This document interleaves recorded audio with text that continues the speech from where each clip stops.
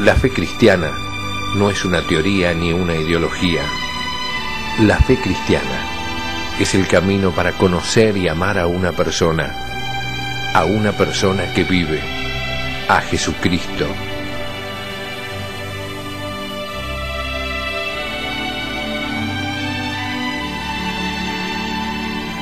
La fe cristiana, un curso del Instituto de Formación Teológica por Internet que quiere ayudarte a crecer en el amor a Jesús, nuestro Señor.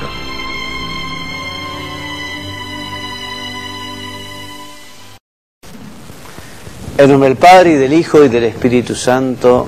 Amén. Ave María Purísima, sin pecado concebida. Bueno, bienvenidos, queridos amigos, a este curso, a este programa, a estos encuentros en los que venimos hablando sobre la fe cristiana. Hoy ya en nuestro quinto encuentro con un tema importantísimo como es el misterio de la Santísima Trinidad. Mónica, ¿cómo estás? Gracias por venir, gracias por estar. Un gustazo estar aquí con todos ustedes. ¿Qué tal, Padre Juan María? Bien, la verdad que es un tema que es un misterio, ¿no? Entonces es difícil de comprender. Los misterios no se comprenden porque superan completamente la inteligencia humana, ¿no? Grande es Dios. Imagínense si Dios entrara en nuestro intelecto, realmente sería un Dios diminuto, ¿eh? Hoy hablaremos entonces cómo Dios es uno solo, pero a su vez es trino. Es un Dios en tres personas que son Padre, Hijo y Espíritu Santo. Y te pediría, Mónica, que me leas qué es lo que dice el compendio del Catecismo en su número 44. Nos dice: el misterio central de la fe y de la vida cristiana es el misterio de la Santísima Trinidad. Los cristianos son bautizados en el nombre del Padre, y del Hijo, y del Espíritu Santo. El bautismo es trinitario porque efectivamente cuando el sacerdote pone agua en el niño, o puede ser por inmersión también, dice, bueno, fulano, el nombre, yo te bautizo en el nombre del Padre, y del Hijo, y del Espíritu Santo. Así a ese niño se le perdona la falta o pecado original. Ese niño comienza a pertenecer a la Iglesia de Jesucristo, se convierte en hijo de Dios, tiene la gracia, ¿no? Y el bautismo es la manera justamente de pasar a ser hijo de Dios y miembros de la Iglesia.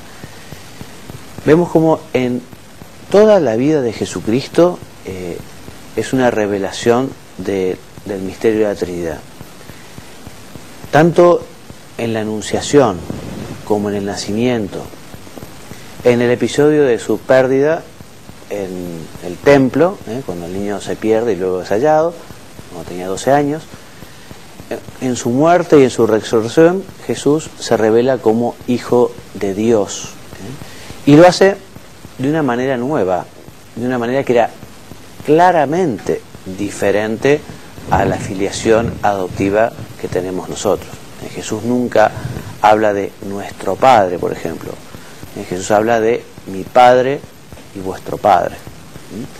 Y este misterio lo revela Jesús porque en el Antiguo Testamento lo encontramos incoado, encontramos algunos esbozos, una enunciación, pero recién Jesucristo lo revela, porque Dios, en esa pedagogía suya tan sabia, quiso que la revelación fuera ascendente, por decirlo de alguna manera, en los grados de dificultad.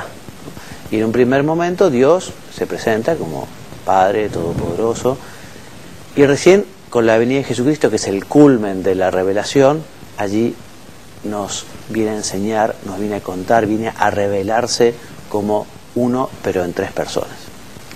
Un momento importantísimo del Evangelio en el que queda claramente manifestada la Trinidad es el bautismo de Jesús. En el Jordán, después de que recibió de manos de Juan Bautista, se escucha del cielo: este es mi Hijo muy amado, escuchadle, dice el Padre. Y también aparece el Espíritu Santo en forma de paloma.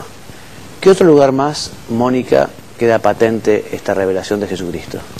A esta primera revelación explícita de la Trinidad corresponde la manifestación paralela en la transfiguración que introduce el misterio pascual. Recordar la transfiguración, Jesús, para confortar, para fortalecer a los apóstoles, habían escuchado de labios de Jesús la necesidad de su pasión y muerte, ¿no? Y estaban bastante desolados. Entonces Jesús en el monte Tabor se transfigura y se muestra él glorioso junto a Moisés y Elías, y allí también se escucha al Padre, allí también hay una teofanía. Y finalmente, Mónica. Finalmente, al despedirse de sus discípulos, Jesús les envía a bautizar en el nombre de las tres personas divinas para que sea comunicada a todo el mundo la vida eterna del Padre, del Hijo y del Espíritu Santo. Y Mateo en su capítulo 28, justo en la ascensión del Señor, deja como testamento, ¿no? Ir por todo el mundo, predicar el Evangelio y bauticen a todos en el nombre del Padre y del Hijo y del Espíritu Santo. Muy bien.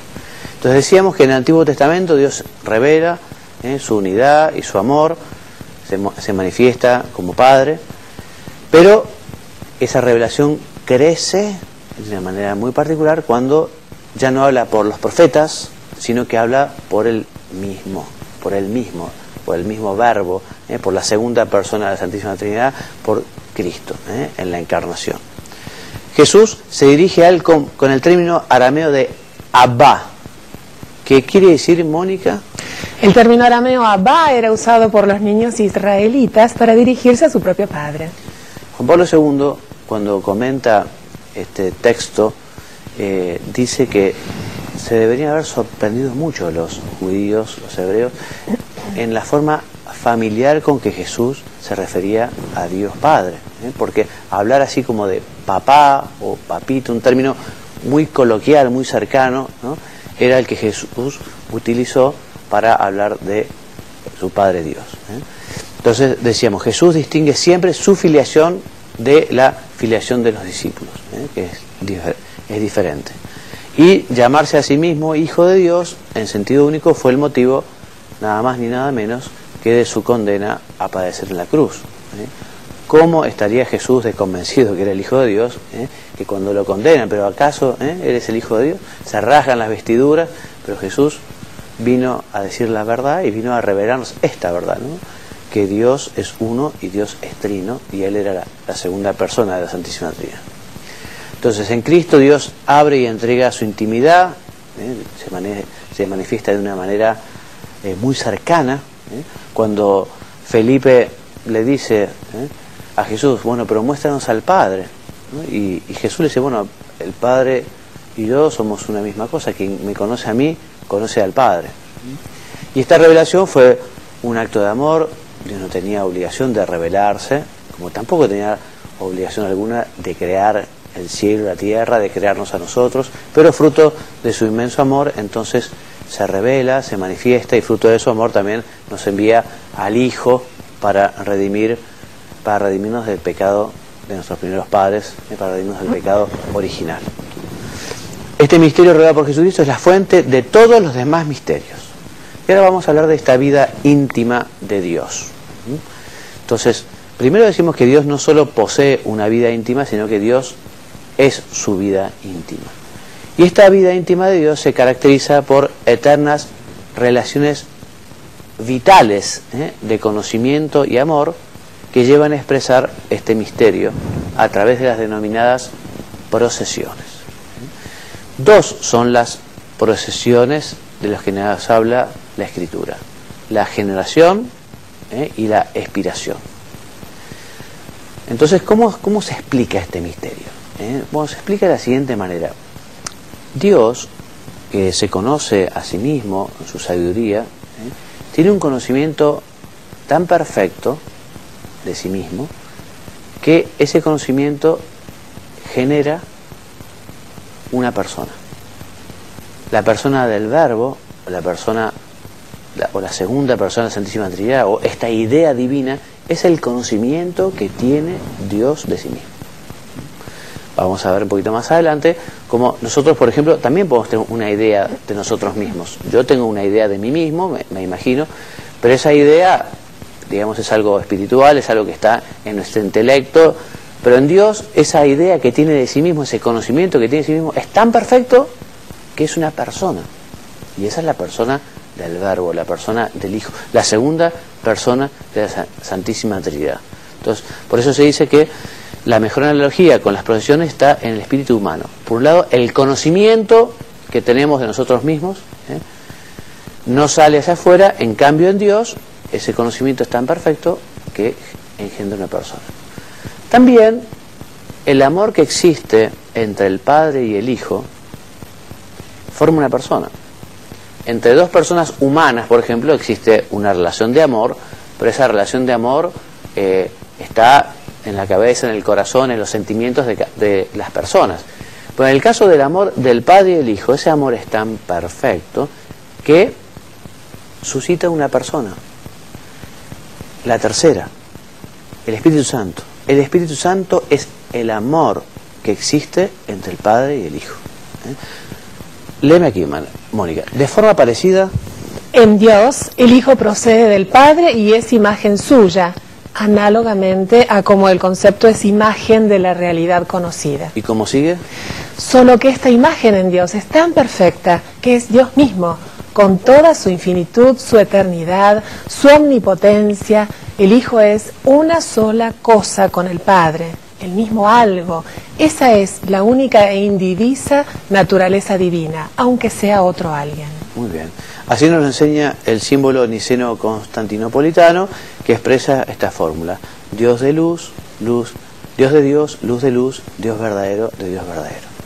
Y continuamos. Entonces, el hecho es que el Padre engendra al Hijo donándose a Él, entregándole su substancia, su naturaleza, no en parte, como acontece en la generación humana, sino que le da toda su naturaleza, de forma tal de que el Padre es igual al Hijo. El Hijo merece la misma adoración que el Padre porque es igual en santidad y en perfección. Entonces, el Espíritu Santo, como decíamos, procede como el amor, con mayúscula, del Padre y del Hijo. ¿Y qué más, Mónica? Procede de ambos porque es el don eterno e increado que el Padre entrega al Hijo engendrándole y que el Hijo devuelve al Padre como respuesta a su amor. Muy bien, este don es un don de sí porque, Mónica, el Padre engendra al Hijo comunicándole total y perfectamente su mismo ser mediante su espíritu. ¿y qué más? La tercera persona es, por tanto, el amor mutuo entre el Padre y el Hijo. El nombre técnico de esta segunda procesión es expiración. Expiración. Entonces, la relación o el amor de Padre e Hijo con el Espíritu Santo es la expiración activa. Y la relación del Espíritu Santo respecto del Padre y del Hijo es la expiración pasiva. La relación del Padre a Hijo se llama paternidad y la relación del Hijo al Padre se llama filiación. Muy bien, entonces siguiendo la analogía del conocimiento y del amor, se puede decir que el Espíritu Santo procede como la voluntad que se mueve hacia el bien conocido. La voluntad, digamos, como una de esas potencias del alma, habitualmente se explica en filosofía que la voluntad siempre mueve al bien. Una persona, bueno, que se dice que tiene poca voluntad, ¿por qué tiene poca voluntad? Y porque pone poco esfuerzo. Bueno. En cambio, la voluntad es la que justamente nos lleva a hacer lo bueno. Entonces, también del Espíritu Santo decimos que el Espíritu Santo es como la voluntad que se mueve hacia el bien conocido. Estas dos procesiones se llaman inmanentes y se diferencian radicalmente de la creación, porque todo son esta relación ab intra es intratrinitario, entre las tres personas de la Santísima Trinidad. En cambio, la creación ya es una acción ad extra, hacia afuera, que vamos a ver cómo cuando actúa la Santísima Trinidad ad extra, hacia afuera, actúan siempre las tres divinas personas, Padre, Hijo y Espíritu Santo.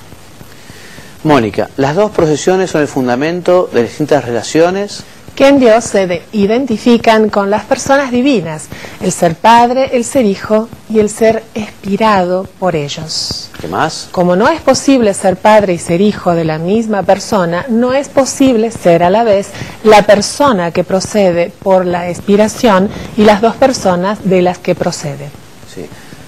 Ven que los términos a veces no son sencillos, ¿no? Así que ustedes también, si quieren después recibir tanto estas diapositivas como el texto en Word de esta clase, nos pueden escribir.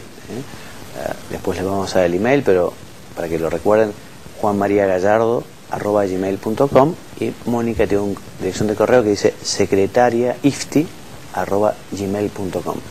Pues estamos yendo un poquito rápido y esto hay que leerlo un poquito despacio y pensarlo un poquito. Nunca se va a comprender del todo porque, como dijimos, es un misterio, pero por lo menos es la manera que la Iglesia tiene de explicar este misterio. Bueno, en el mundo creado las relaciones son accidentes. ¿Se acuerdan que es una sustancia y que es un accidente? La sustancia es lo que es, el accidente puede ser o no ser.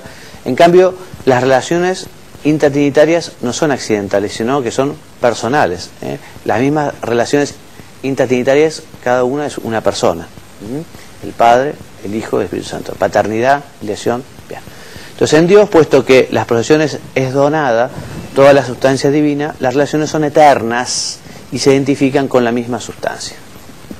¿Qué más, Mónica? ¿Puedes leer estas tres relaciones eternas? No solo caracterizan, sino que se identifican con las tres personas divinas, puesto que pensar al Padre quiere decir pensar en el Hijo, y pensar en el Espíritu Santo quiere decir pensar en aquellos respecto de los cuales Él es Espíritu. Así es. Por lo tanto, las personas son tres, alguien, pero un único Dios. No como se da entre tres hombres que participan de la misma naturaleza sin agotarla. No agotamos la naturaleza humana, ni siquiera toda la humanidad.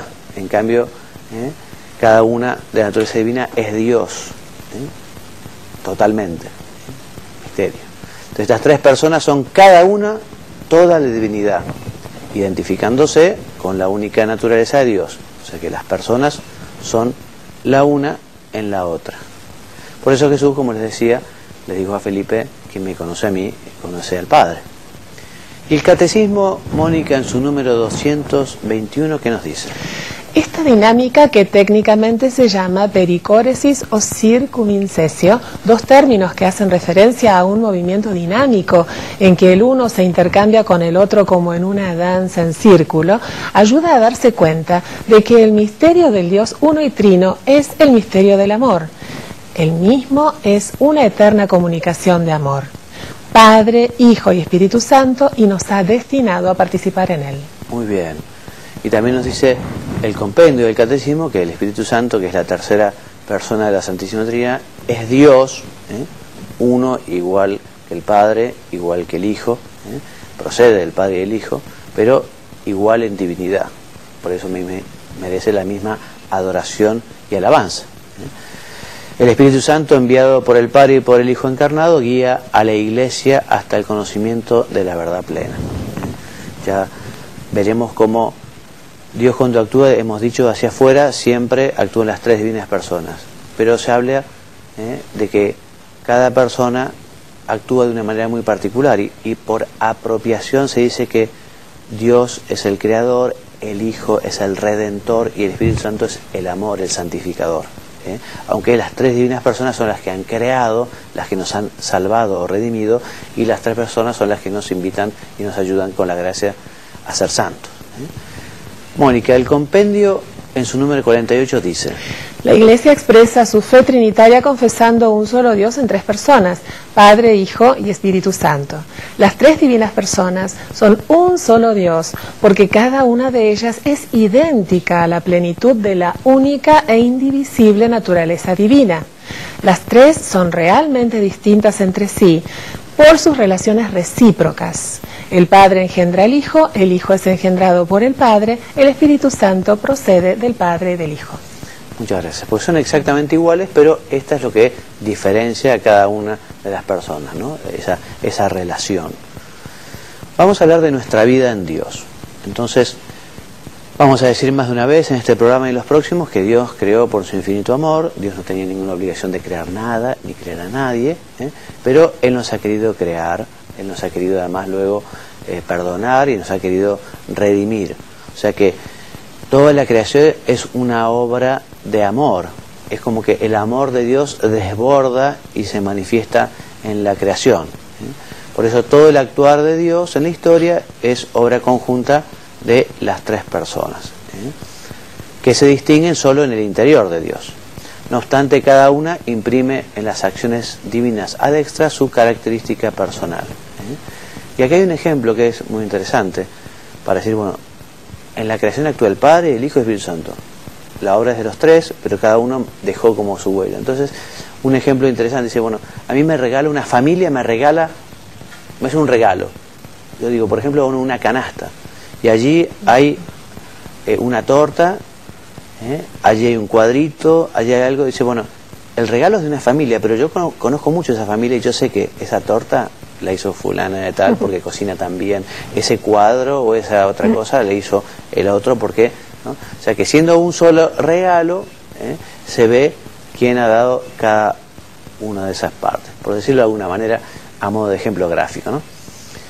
Bueno, entonces este reconocimiento es posible porque hemos conocido a las personas divinas en su distinción personal, mediante las misiones. O sea que Dios Padre envía al Hijo y después el Hijo y Dios Padre nos envían al Espíritu Santo. Mónica, el Catecismo en el número 258, ¿qué dice? Nos dice, son sobre todo las misiones divinas de la encarnación del Hijo y del don del Espíritu Santo las que manifiestan las propiedades de las personas divinas. Exactamente. En ellos son como las dos manos del Padre, o los dos brazos del Padre, que abrazan a los hombres de todos los tiempos y de todos los lugares. Dios está presente en toda su creación, está presente también en todos los seres en cuanto principio, porque es la causa inicial, es la causa de todas las causas. Y la misma cruz de Cristo manifiesta al hombre de todos los tiempos el eterno don que Dios ha hecho de sí mismo, revelando en su muerte la íntima dinámica del amor que une las tres divinas personas. ¿Esto qué significa, Mónica?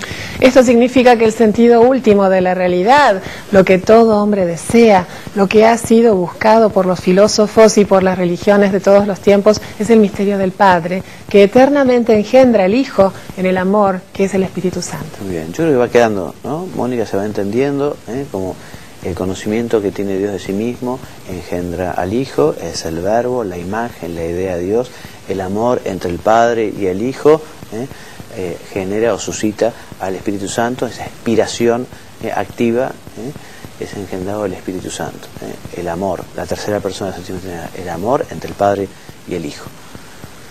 Muy bien, en la Trinidad se encuentra así el modelo originario de la familia humana, porque Dios quiere que todos los hombres sean una sola familia, es decir, una sola cosa con Él. Estamos llamados todos a ser el mismo Cristo y así también de alguna manera parecernos a la Santísima Trinidad. Estamos llamados a ser imagen de Dios, imagen de la Trinidad. Aquí se encuentra el fundamento último también de la dignidad de cada persona. Cada persona es nada más ni nada menos que imago Dei, imagen de Dios. Cada persona, todas las criaturas son hijos de Dios, por lo tanto merecen todo nuestro respeto y merecen todo nuestro amor. Entonces, el acceso al Padre se puede encontrar en Cristo. O sea, para llegar al Padre, el mejor camino es por el Hijo. Jesucristo nos dijo, yo soy el camino, la verdad y la vida. O sea, conociendo la verdad, conociendo a Cristo, conocemos al Padre, y así también al Espíritu Santo.